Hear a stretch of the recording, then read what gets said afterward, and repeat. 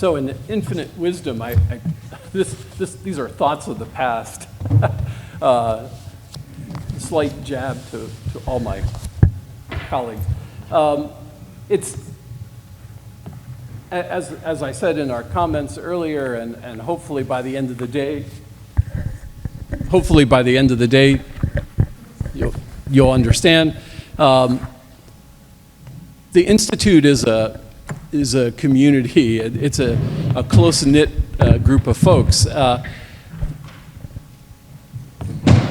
There was a very strong tie between us and Emory and Candler School of Theology. So Jackson Carroll, who was on this panel but will not be here, was a professor at Candler and at Emory, and Dave was his student. And then Jack came up here, and of course Dave followed. And then Nancy was a professor at Candler and came up here, and I followed her. Bill, you don't have any connection? No, but Jim Hopewell did. Jim Hopewell, yes, a very strong supporter of congregational studies and a close friend. Not only that, we have a few other people. Gordon Mikowski is a graduate, and Michael Piazza will also be talking today, is also a graduate of the school. So there's a real strong connection there. But I have to say, when I first thought about coming here as a postdoc, I got Jack Carroll to write a recommendation for me. He was at Duke at that point. And then I go into my now current office and have to sit with several of these folks whom I knew for many years before that and pretend to be interviewing for a job. But fortunately I got it. So I don't think it was a foregone conclusion, at least not in my mind, but it started a wonderful, different kind of relationship with many of these folks, and it has continued. I invited them to come and talk about both their work and their memories of being here, and, but also to reflect on how the Institute has shaped their own thinking and their own output and production in the academic world. We'll go in the order by which they left, I guess. So we'll start with Bill McKinney, who is the President Emeritus of Pacific School of Religion, a longtime sociologist of religion and an ordained minister in the UCC. And I could go on and on about the books that he's written, but American Mainline Religion and Varieties of Religious Presence and many others. Long before I came here, I was reading Bill's work and learning from it, and so we very much welcome him back, and it's great to see him.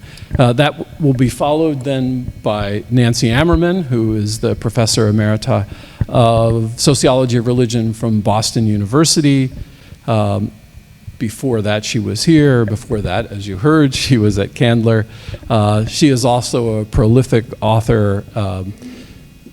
The book, Congregations and Communities, Pillars of Faith, which was done here, collected here, was the bane of my existence here.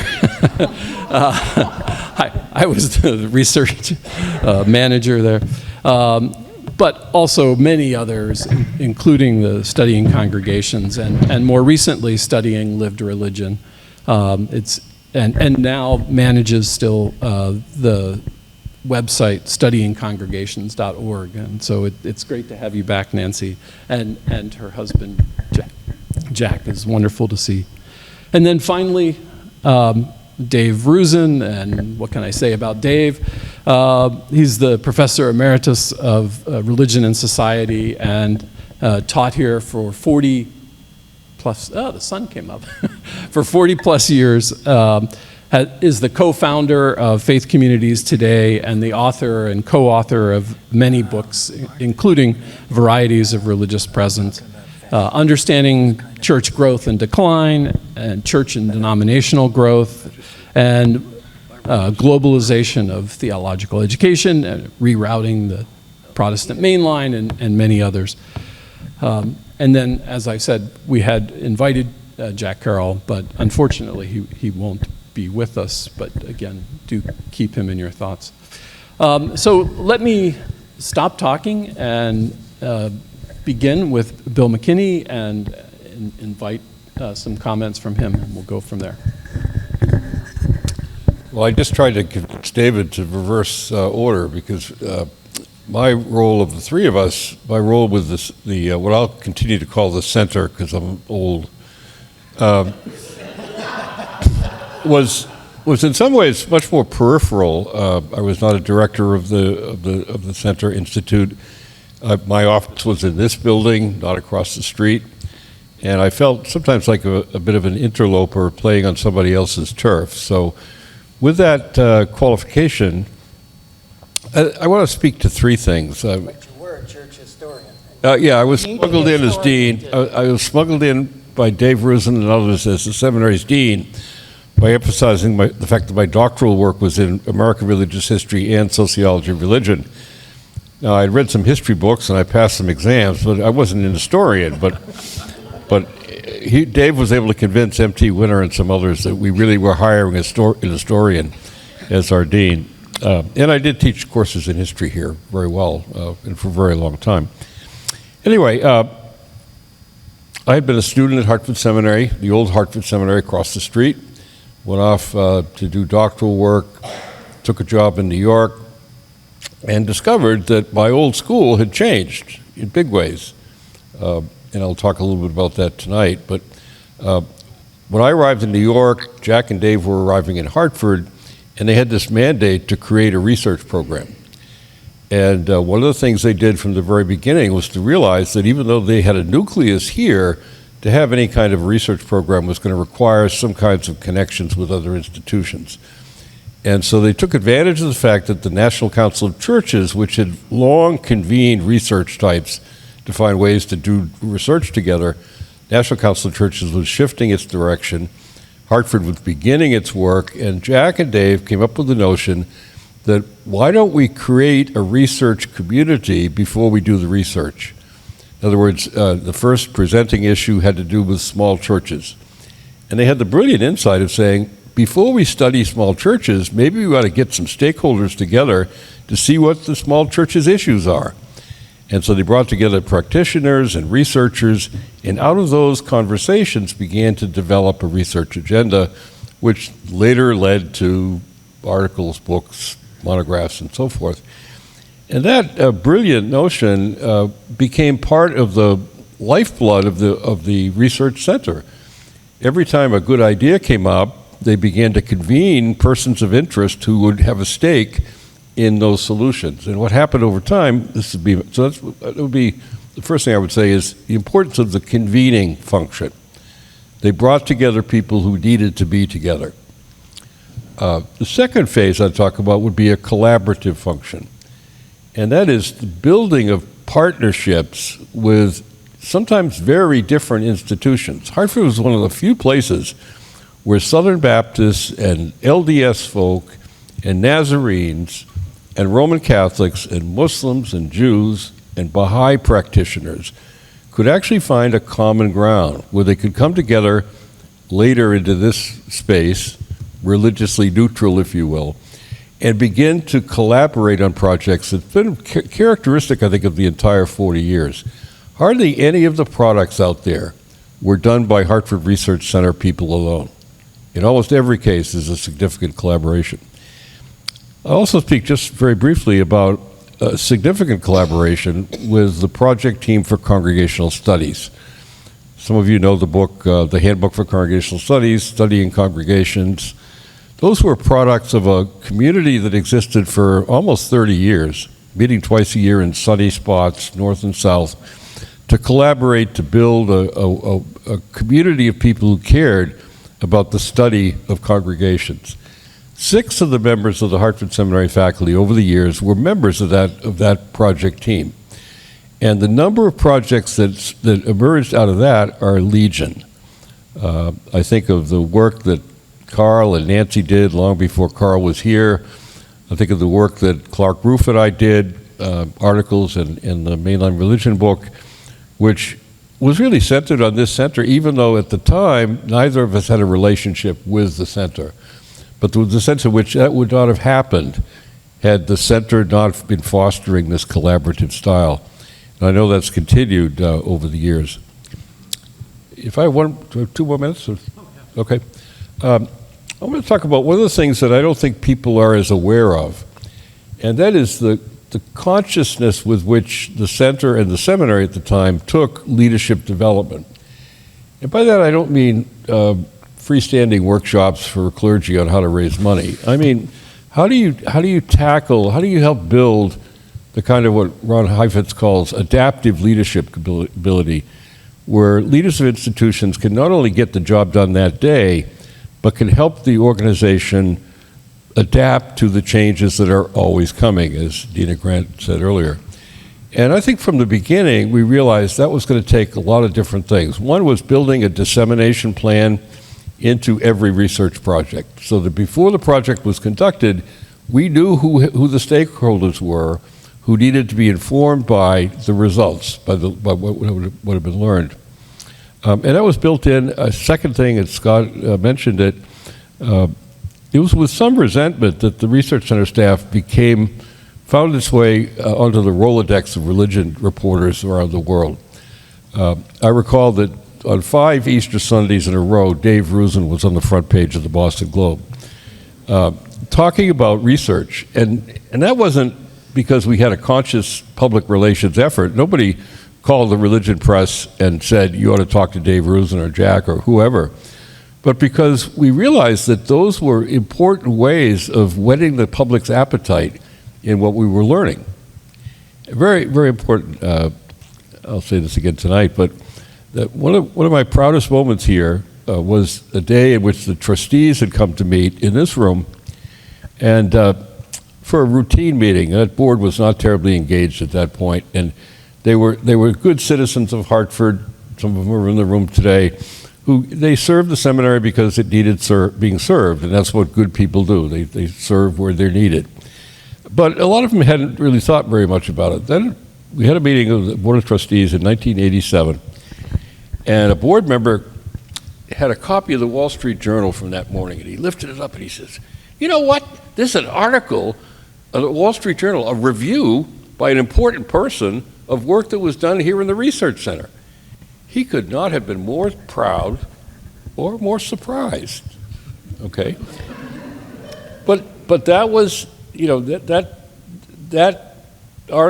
book review in the Wall Street Journal was suggestive of the way that we were consciously feeding the press, helping the press pass along the insights that we thought we'd reached. The last thing I want to talk about very briefly, we had a lot of foundation funding over the years, and we can tell the story that the foundations came to us and wanted to give us money, which was sort of true, but we also were pretty smart in our work with foundations. No one's here from Lilly, right? No, but they sent their regards. Good. All right, this is off the record. But we had a long time loving relationship with the Lilly Endowment, also a problematic relationship. But one of the things we learned early was that they needed us as much as we needed them. And so during the Bob Lynn and the Craig Dykstra years, we would get calls. My favorite call was in December of some year when Lilly discovered it had an extra $50 million it had to unload by December 31st. And he said, we need a $600,000 proposal by the end of the year, you know, just before Christmas break. And we got it in, and we got the money. But my second favorite was a project that Lilly wanted us to do.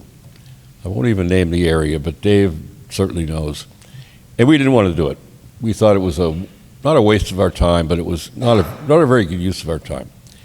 And so I was out in Indianapolis. I think Jack may have been there, or Mike, or I don't remember who it was, but Bob Lynn's pitching his proposal. I said, look,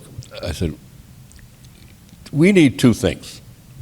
Number one, we need a faculty addition in pastoral care, probably half-time. If we could make this proposal work so the person does your work half-time and our work half-time, and you pay the full salary, we think we can do it. And I said, second, I've had a dream for a long time of working in this area of dissemination, and I could never forget when I came here as dean, I had just staffed a search committee for the head of the UCC's educational work, all the Christian education work, all the youth ministry, all the outdoor education, the Pilgrim Press, huge operation. We'd hired a very fine pastor from Bangor, Maine. And she said to me, just as we had said she had the job, walking out of the room, she said, you're leaving Hartford Seminary. I want you to take one question with you. What can I do over the next 3 months to go from a pastor of a 300-member church in Maine to head of a $1.3 million corporation? Where are the resources to help me prepare for that? That question had stuck with me until that day in Indianapolis with Lily. I said, I'm going to get this project I've wanted. And I said, here's my dream. I want to try a prototype of getting together 15 or 20 of the most promising young church and ecumenical executives. And I want to put them through a 3-year program to prepare them for national leadership. And he said, that's a terrible idea. He said, I've known a lot of executives like you're talking about. They're either gutless or useless. But he said, if that's what it takes to get this project done, count on 300,000, whatever it was. Well, that went on. The first round was extraordinarily successful. We had 15 people, brilliant young people, who virtually all of whom have moved into the senior ranks of Protestant churches. If you look 10 years ago, I'll say, let me catch up. The second round, we did 5 groups of 15 each. Third time, we did 5 more groups of 15 each. Then we did a retired executive group and a CEO of Protestant organizations and secular faith-based Protestant organizations. 230 or 240 people. And we had a lot of young seminary leaders, too. There are 5 American seminaries right now headed by graduates of that program. There are at least 6 CEOs or former CEOs of national, ecumenical, and regional. The new president of Fuller Seminary is a graduate, as are the presidents, believe it or not, of Southern Seminary and the former president of Southeastern Seminary. This is that breadth of, from Southern Baptists to Unitarians. Okay, that leadership education component is one that I think is really, really important because no one's doing that right now. Anyway, that's the old timer, old lever.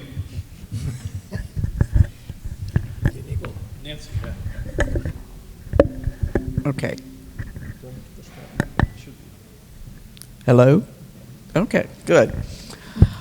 Well, I didn't come here with anything like the ambitions that Bill has just been outlining. I came here because this was a place that would let me do research. But then, interestingly, part of what I quickly discovered was that this was a place that would both let me do research and challenge me to do it in different kinds of ways. And I think the word I want to highlight in these very few minutes is the word collaboration, and what that came to mean in all sorts of different ways. One of the things it came to mean pretty quickly, and I'd kind of already been doing things kind of like this, was that research, the kind of research I was going to be able to do at this place was research that would involve really large teams of people. The headache he talked about, it was the headache, but the joy of having connections to people in universities and in other kinds of organizations all over the country, and assembling teams of people who would actually be our eyes and ears on the ground, and working together with them and then bringing them here in order to create a a set of insights that could not have been created by one person trying to do research alone or by simply sending out surveys all over the country. It was creating a way of bringing lots of smart people together to think together and work together in a kind of collaborative research that was able to be sustained by this kind of an institution. But that collaboration, I quickly discovered, was going to push me in some new kinds of ways. And Bill has already alluded to that word, dissemination. That's not, nobody had ever told me in a university that I was going to have a dissemination plan other than getting my book published and articles published and whatever. The notion of thinking about how what we learned got out there into the hands and the minds and the hearts of people for whom it really mattered, that began to take hold for me in my work here. And in part it took hold by way of the DMIN program that was a part of this institution, and doing my teaching in that context of Doctor of Ministry students, but also in terms of the reporters who were going to be calling and the workshops that would be convened and those kinds of things that helped me to think in a really different kind of way about the work I was doing. But collaboration was something that was built into this place in so many different ways. It was built into this place also in terms of the larger seminary context, the larger environment of being in an interfaith place, being in a place that regularly brought together people who were coming from different faith traditions. That was probably nowhere more vividly present for me than being in this place on September 11th. And gathering, this place had the capacity to gather people from across faith traditions that very afternoon to encounter in this sacred space what's happened to us and where do we go from here. That notion of collaborating among religious communities was something that I learned here and have taken with me from here. But that collaboration also was very informal. It was amazing to literally occupy that house across the street full of other people doing really similar kinds of stuff, bumping into each other as we were getting a cup of coffee, talking over what are we going to tell Lily about what we want to do next, talking over the kinds of challenges that we're involved in our research work, talking over how are we in fact going to make this research matter. This was the setting in which I both finished, I'd done most of the research for the Congregation and Communities Project, but finished the book while I was here, birthed what became the Pillars of Faith book, and carried on that research on the ways in which congregations are doing their work in American society. And as Bill alluded, worked on the handbook, the new Studying Congregations handbook. I was a part of the Congregational Studies team for the entire time of my work here at Hartford Seminary, and partly because I was here, was able to take on the task of trying to pull together the final editing and collecting of all of what went into that new handbook for studying congregations. That all of that work was just made possible by the fact that there was a kind of critical mass of people here who could talk to each other and nudge each other and make fun of each other and have fun together with each other. That took form in our work with the Congregational Studies team. It also took form in NERDS, the New England Religion Discussion Society, that extending our own conversation out into others who were doing similar kind of work beyond our immediate institution. And of course, it also took form in the Faith Communities Today project. And I think I would be remiss if I didn't specifically call out the way in which Carroll Dudley was absolutely critical to all that nudging and collaborating, all of that imagining how if we extended our conversations, extended our networks, kept drawing people together, we might be able to do things that were absolutely not imaginable in any other way. So I have lots of memories of this place, but we'll talk about those things over lunch and dinner.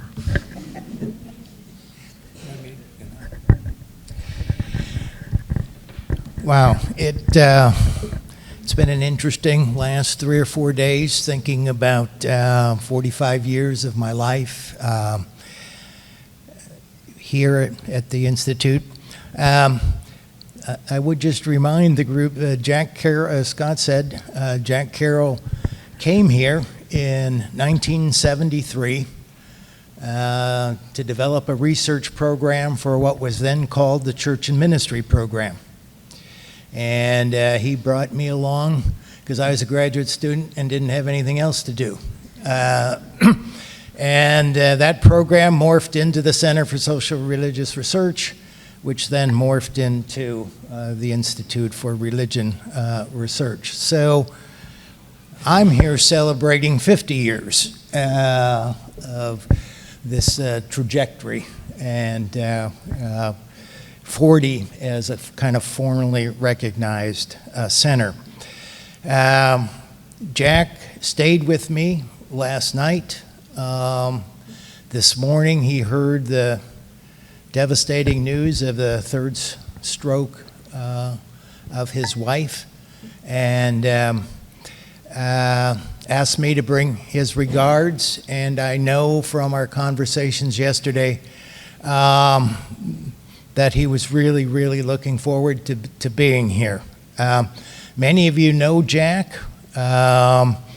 He's now 91 years old, and I can say he has the same lively eyes, lively mind, and lively spirit that engaged me 50 years ago when I first met him. Minister, a scholar, really a true Southern gentleman, and a loving husband of 68 years. I think it's fair to say that in a way, anything we hear over the next day bears the stamp of his legacy. That's why we're here.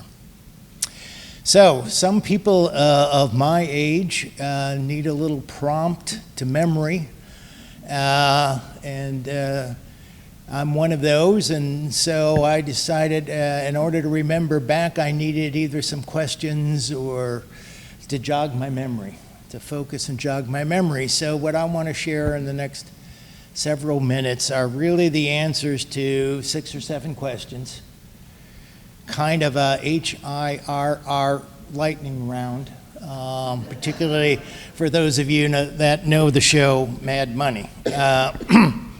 So, what was the most important project to the early development of the Institute? Jack didn't have any written comments, and he really didn't tell me much of what he wanted to say, but he said he would answer that by saying the small church project that Bill referenced. And in many ways, I think that was true. It was certainly the prototypical model of what became a model we used in virtually, as Bill said, all of our major projects. We tried to identify an issue that we know was being talked about and fretted about often in denominational offices across the country. And we tried to bring that issue into the public sphere by stimulating a mutual conversation of people within those denominations and within the academy that had been working on it. And that evolved the model, the working group model. And I did a rough count once. I think we've done about 170 research projects up through 2015 that has involved over 400 scholars and researchers and religious leaders of various kinds. And Jack just had a natural gift for being a colleague. And I think that's probably his greatest legacy, has been pointed out. But I don't think that's the real answer, the small church project.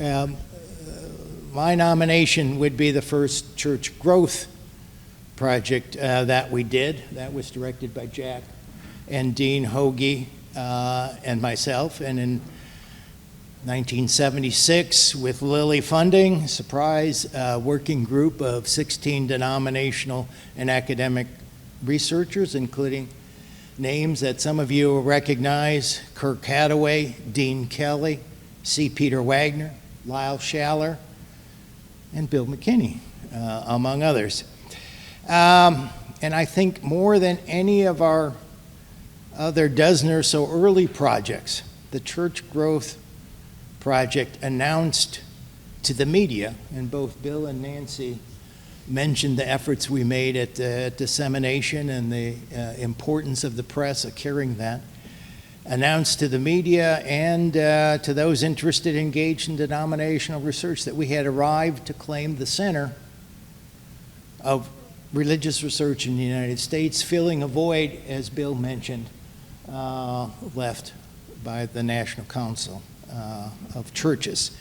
And that reputation certainly wasn't hurt by a positive review from the noted church historian Martin Marty, who said of the book that we published out of that project, Understanding Church Growth and Decline, warning, do not open your mouth about trends and patterns in church membership unless you've read this book.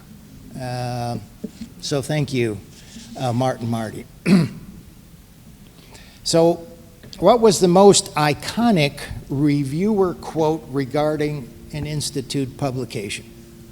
The most iconic quote by a reviewer of an institute.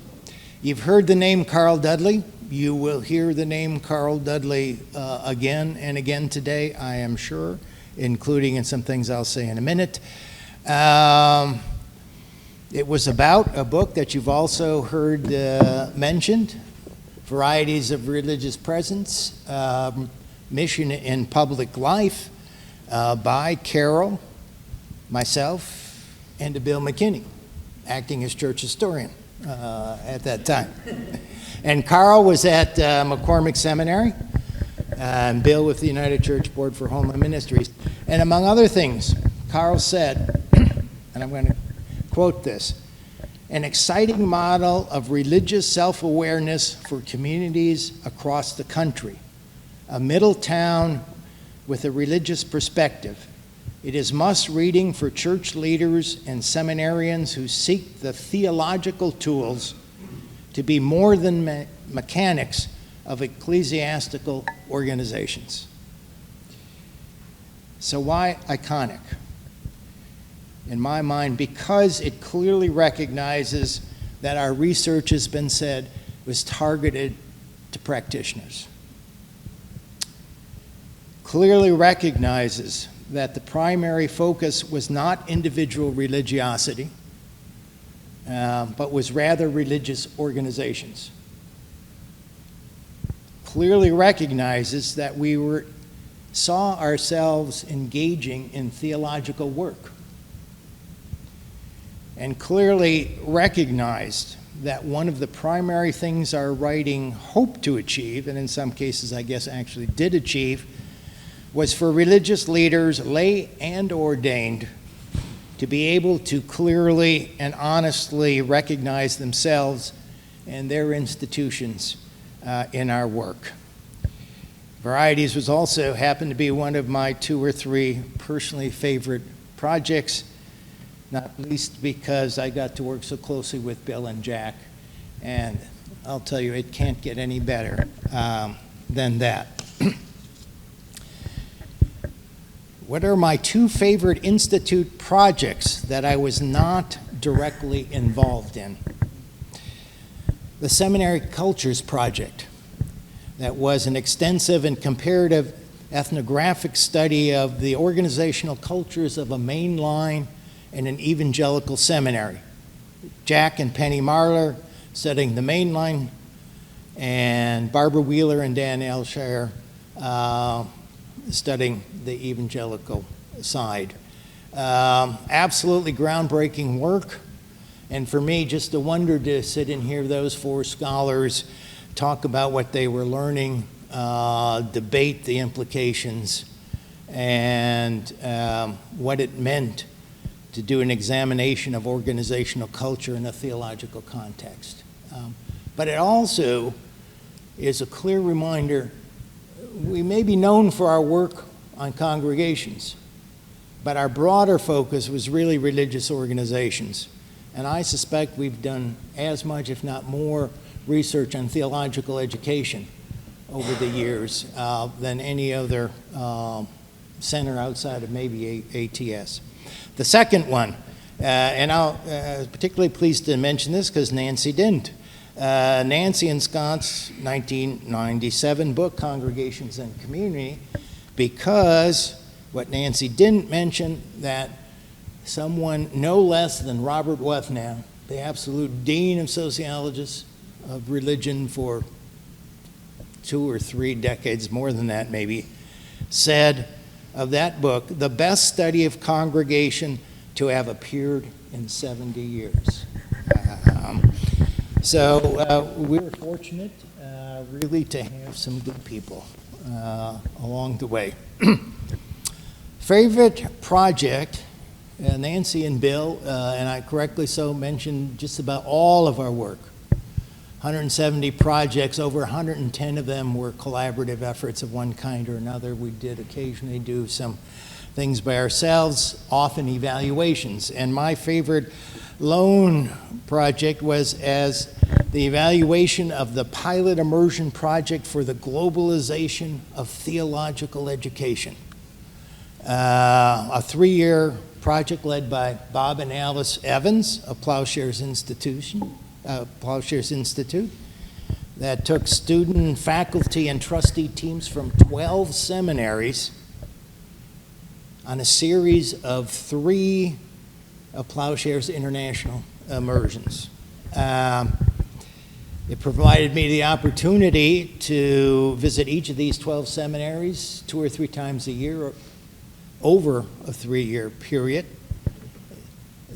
I got to take an immersion trip with Bob and Alice to China, which was an experience. If any of you have been on one of theirs, absolute experience. And it's the first time I got to work with a social ethicist that was the coordinator of McCormick Seminary's involvement in the project, whose name was Heidi Hadsel. The evaluation was eventually published as the Globalization of Theological Education, and that was the first volume in what became a series that we called Changing the Way Seminaries Teach. So again, connection to seminary research. the most consequential, in my opinion, the most consequential institute failure. Institute failure, right?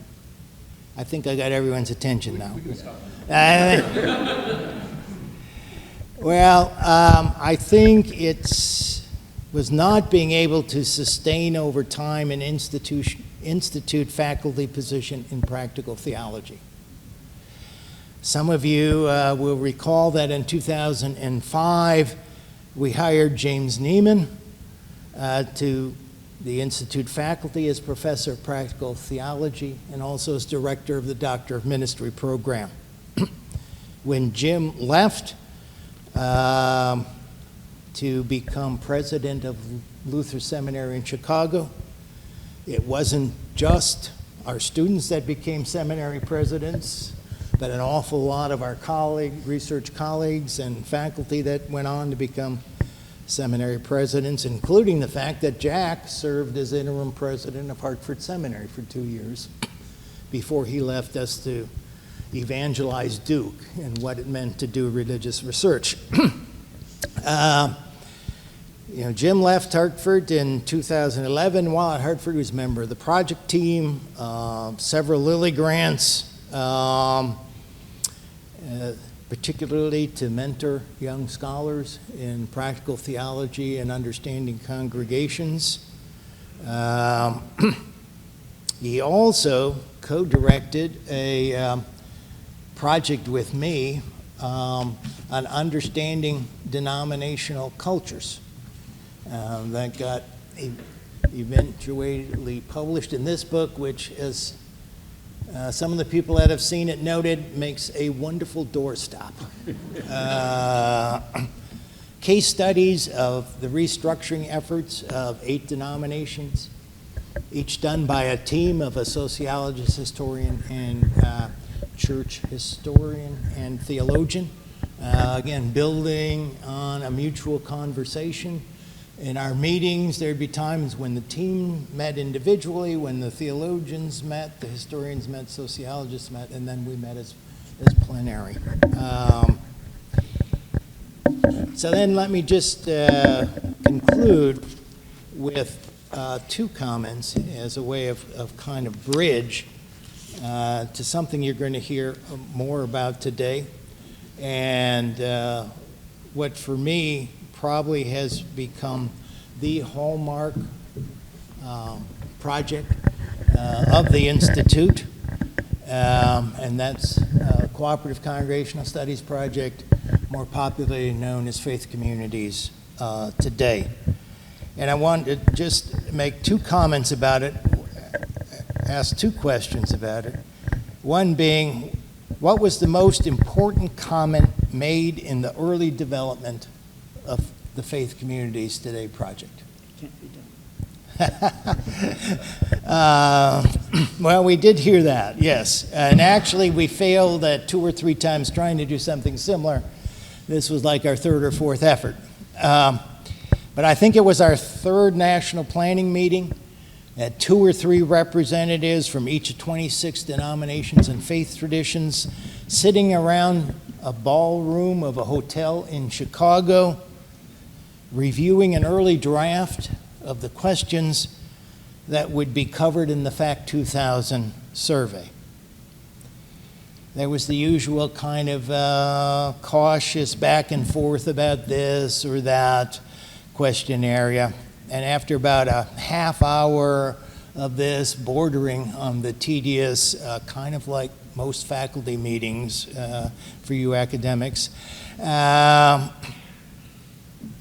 Father Nick of the Orthodox Christian churches, very soft-spoken person, but imposing figure, nevertheless got up and said, "This is so Protestant." He said, "Where's the sense of liturgy? Where's the sense of the Spirit?" Quiet. 60 people in a ballroom, absolute quiet. Well, then the response. You're absolutely right, Father Nick. Not just so Protestant, but so Reformed Protestant.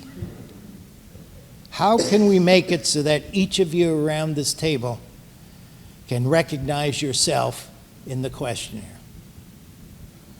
And with that moment, a loose coalition of disparate souls really became a trusting, mutually affirming, invested coalition.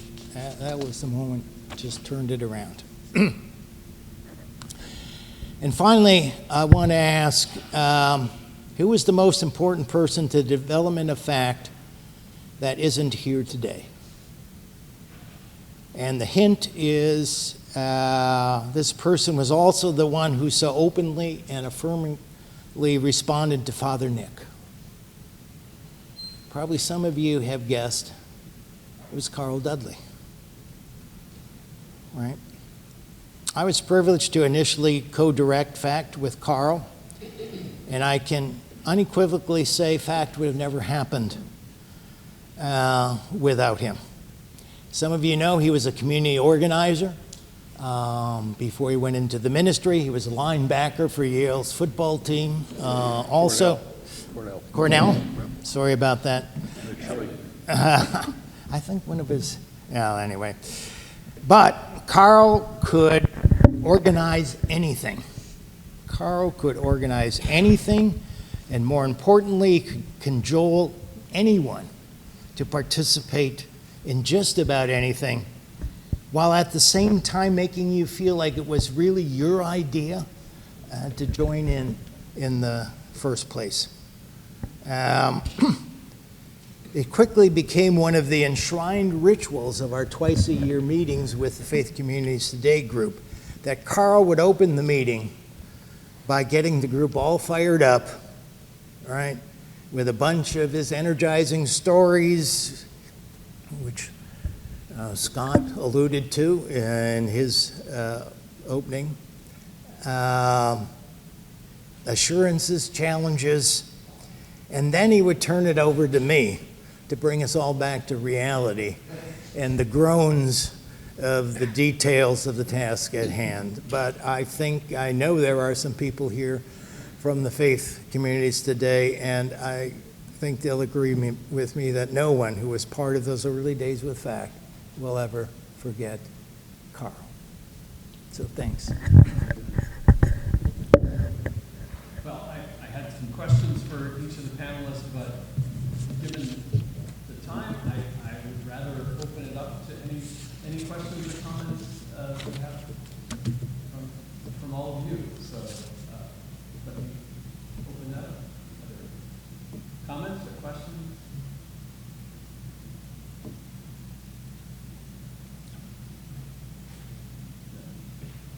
Well, in that case, I will continue. Mine. I've got a dozen more questions of my own, but I had to cut it off at 5 minutes. Well, I am curious, right? All of you have spent many years here. What story from your time in the hallways or in working on research projects that most stands out to you as epitomizing what we're all about?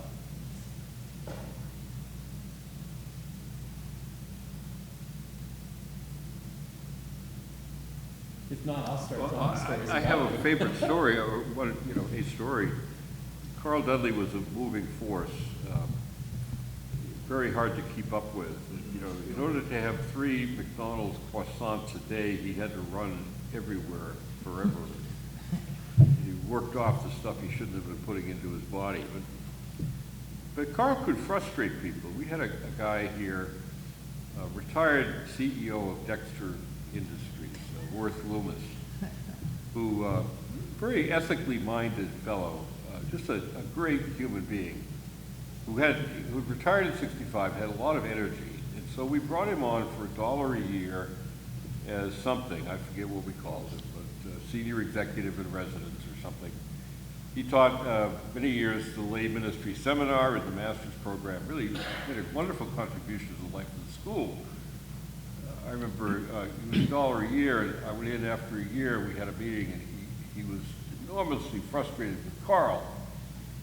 I forget what they were working on together, but he said, the guy thinks you ought to build a plane while flying it. Okay? He was not your usual Reformed Presbyterian plotter. He would take something on and then figure out after he'd made a deep commitment to seeing it through, he'd say, well, how are we going to get there? So I remember closing that conversation with Worth. We calmed him down a little bit. And I said, Worth, this is a year since you came on board. How you feeling? We had a little interview about it. And he says, well, now, what's the cost of living increase this year? I said, you've done such a great job. I think it's 6%, but I'm going to give you 10. I laid $1.10 on his desk. And we saw each other all the time, and we could laugh at that. That he could be frustrated with Carroll, but he could also love the fact that they were both together at his institution. They had a sense of whimsy about it.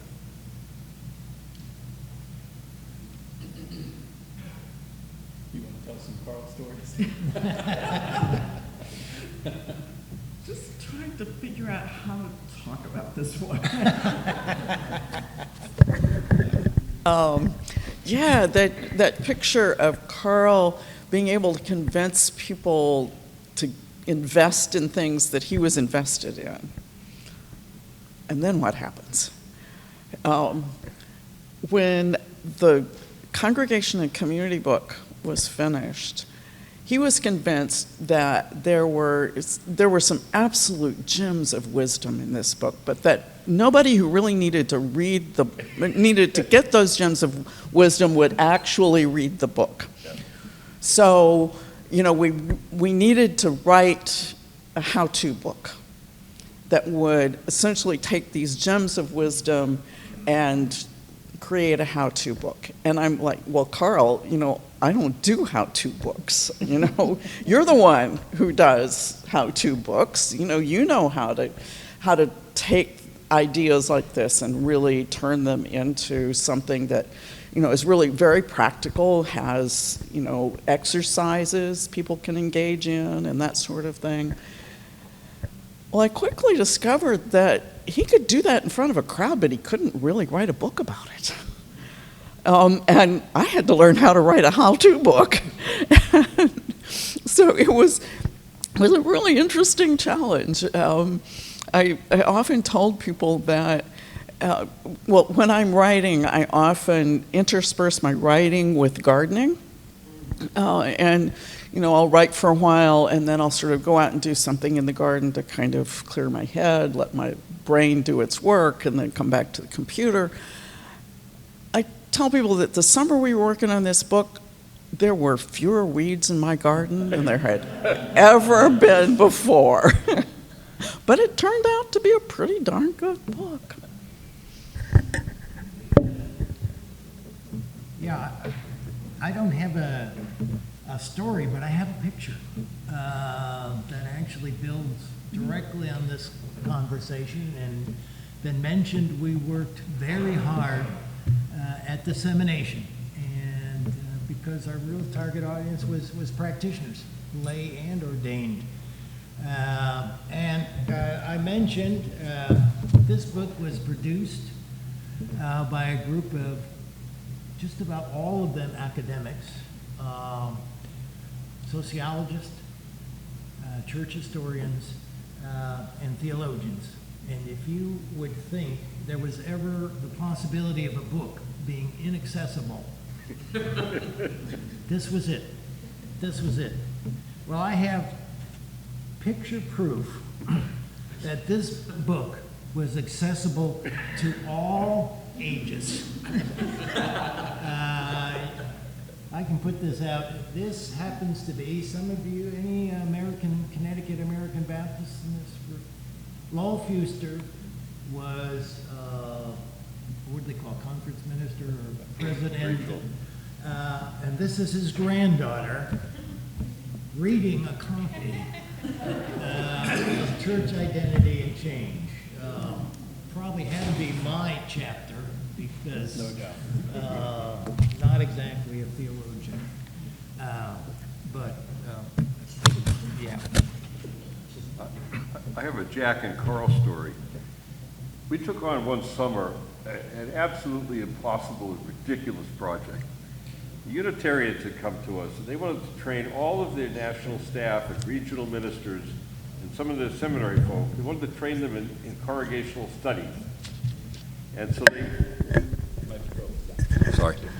So they gathered this group. It was compulsory for all those categories. They had to do it. They had to go to Harvard in the middle of August for 10 days and work with Carl and Jack and Barbara Wheeler and myself working through the original handbook for congregational studies. Now, if you know Unitarian Universalists, they don't like to be told to do anything, okay, particularly in groups. And the idea that you would send 80 Unitarian Universalists to Harvard in August when it's 95 degrees, put them in a building with no air conditioning, okay? It was the most fun, most crazy educational experience of my life. I know we had, the pattern for teaching this was that we would spend half the time during a program like this in congregations, where the participants would interview leadership, interview various groups of members, and observe worship and do things like that. And then at the end of the 10 days, the group would have to prepare a report for a congregation on what they had seen. Well, people really immerse themselves in it. Jack Carroll actually joined a Unitarian church in Quincy by mistake. Okay, he had signed the book of registry, which I guess he thought it was a guest book, but it had been the first name of the book was John Adams. Okay, getting that done was really interesting. Anyway, it was the most adversarial relationship. It was like Joe Biden going into Cobb County in the old days. You know, everything we got, we had to apologize for the fact it was so hot and they had been required to be there. But 10 years later, we talked to people who felt that would have been one of the most memorable experiences of their life. Not only what they learned about congregations, but what they learned about people being able to teach under fire. It was absolutely the worst conditions you could have imagined. We went through a lot of scotch that week, I remember. Well, I think we've come to the end of our time. I encourage you all to share with me and thank these fine folks for these great thoughts. It's really excellent.